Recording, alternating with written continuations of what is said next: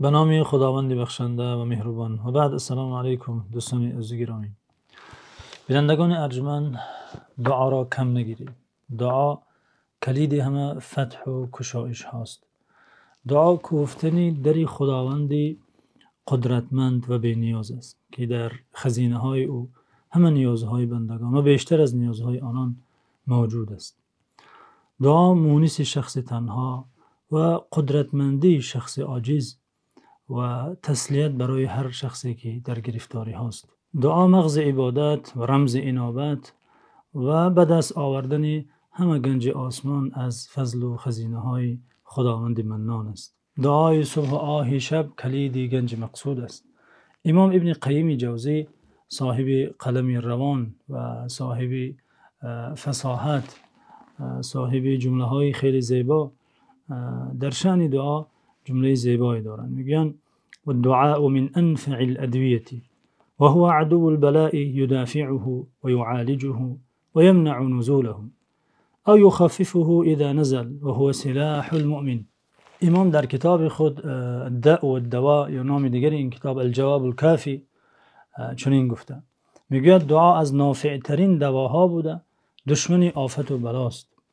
با بلا و مصیبت روبرو می شود، پیش راه آن را می گیرد و یا بعد فرامدن سختی شدت آن را سبک می کند. دعا سلاح مؤمن است. حافظ نیز زیبا گفته، میگوید هر گنج سعادت که خدا داد به حافظ، از یمن دعای شب و آه سحری بود. امام شافعی نیز در شأن دعا بیت زیبایی دارند. میگوید اتهزأ بالدعاء وتزدريه وما تدري بما صنع الدعاء سهام الليل لا تخطي ولكن لها امد وللامد انقضاء. میگوید دعا را کم مگیر، چه دانی که دعا چه کارهای بزرگی را انجام میدهد. یعنی خداوند به برکت دعا، به تضرع دعا کننده چه کارهای بزرگی را تدبیر میکند، آسان میکند، چه درهای بسته را میکشاید. سهام اللیل لا تخطئ ولكن لها امد وللامد انقضاء. دعا تیر شب است که در وقت ضروری به نشان خود رفته میرسد. بیایید این نوبت دوستان عزیز از گفته های پیشینیان اسلام سخنی را ببینیم که بیانگر اهمیت دعا، تأثیر دعا، برکت دعا و قوه دعا است.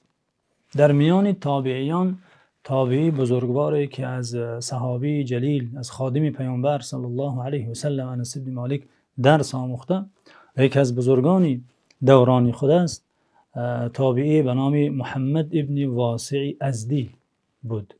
امام ذهبی مؤرخ اسلام در کتاب نفیس خود سیر اعلام النبلا در حالنامه محمد ابن واسع گفته است محمد ابن واسع امام ربانی پیشوا از بصره بوده، یکی از بزرگان اسلام محسوب است و از انس بن مالک حدیث روایت کرده است.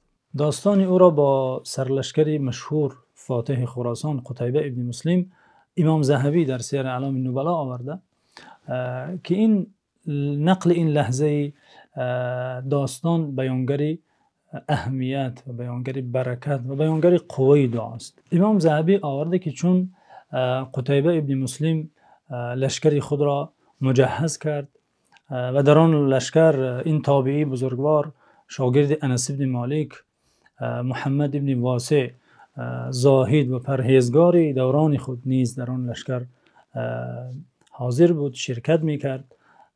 قتیبه سراغی محمد ابن واسع کرد، او را جستجو کرد که در چشم نتافت. شخصانی را وظیفه دار کرد که محمد ابن واسع ازدی را پیدا کرده یا بیارند یا بگویند که در کجاست، به چه حال است، به چه کار مشغول است. چون اون نفرانی که موظف به پیدا کردن محمد ابن واسع بودند جستجو کردند، او را در حال دعا کردن یافتند. پیش از اینکه جنگ شروع شود دیدند که محمد ابن واسع به دعا و تضرع مشغول است. آمده به سرلشکر قتیبه گفتند امام در چنین حالت است، در چنین حالت او را دریافتیم به دعا کردن مشغول است و انگشتش طرف آسمان، نمیدانیم چی دعایی کرده ایستاده است. چون به قتیبه ابن مسلم گفتند امام در چنین حالت است، به دعا مشغول است، انگشتش طرف آسمان دعا کرده ایستاده است، سرلشکر قتیبه ابن مسلم اینجا چنین گفتن اصبعه تلك احب الی من 30,000 شاب طریر. همین انگشت محمد ابن واسع ازدی برای من از 30,000 جوان تنومند محبوب تر است. این همون دست دعای این امام، این بزرگوار که پیش از شروع شدن جنگ به دعا و تضرع از خدا به پرسش نصر و پیروزی مشغول است.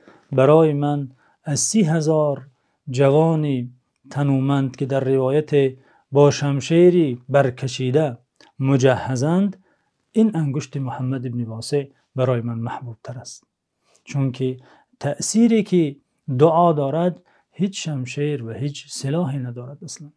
بنابراین حالا که یک عده از مقاومتگران مسلمان که مشغول حمایه سرزمین خود، دفاع از مال و جان خود، دفاع از عرض و ناموس خود هستند که از خداوند مسئلت می نماییم برایشان پیروزی بخشد، وظیفه هر یک مسلمان در هر گوشه زمین کمترین واجبی که در مقابل این مقاومتگران دارد این است که برای آنها دعا کند، با تضرع، با اخلاص، با التجا از خداوند برایشان پیروزی و حفظ و نصرت و پیشرفت و حمایه و قوت سوال کند، بپرسد.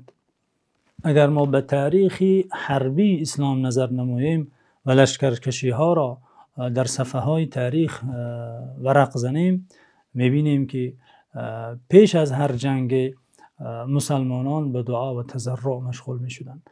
حتی صلاح الدین ایوبی یا فاتح نورالدین و یا اینکه سیف الدین قطز یا علب ارسلان، دیگر فاتحان و سرلشکران ناموری که در تاریخ اسلام هستند، هر بار که میخواستند به میدان جنگ فرایند، میخواستند که آن شروع آن جنگ یا آغاز آن حمله بعد نماز جمعه باشد، بعد آنه که خطیبان را سفارش میدادند تا در منبرها برای آن مقاومتگران یا فاتحان با خشوع و تضرع و با التجا از خداوند نصر و پیروزی خواهند، ظفر خواهند، سپس به میدان جنگ می فرآمدند. خودی فاتح نورالدین و یا اینکه سیف الدین قطز حتی به زمین فرآمده از اسبش پیاده شده چهره خود را به خاک می مالید از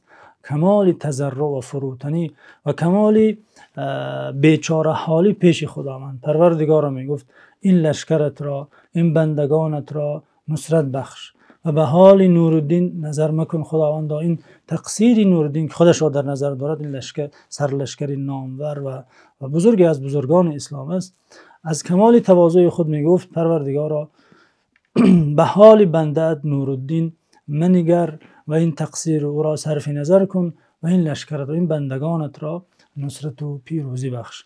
یعنی هر آن تأیید و نصرت و پیروزی و ظفری که از خداوند به دست می آوردند و آن کمکی که خداوند آنان را به قوه معنوی امداد می نمود، به برکت دعا و تضرع و به برکت کوفتن درهای آسمان بود. بنابراین ما نیز در این شب و روز باید برای مقاومتگران، برای مجاهدان، برای مدافعان اسلام و مدافعان مسجد الاقصی، سومین مسجد بزرگ اسلام، می باید همیشه در دعا باشیم. خداوند به ایشان نصرت و پیروزی بخشد. خدا یار و مددگارتان.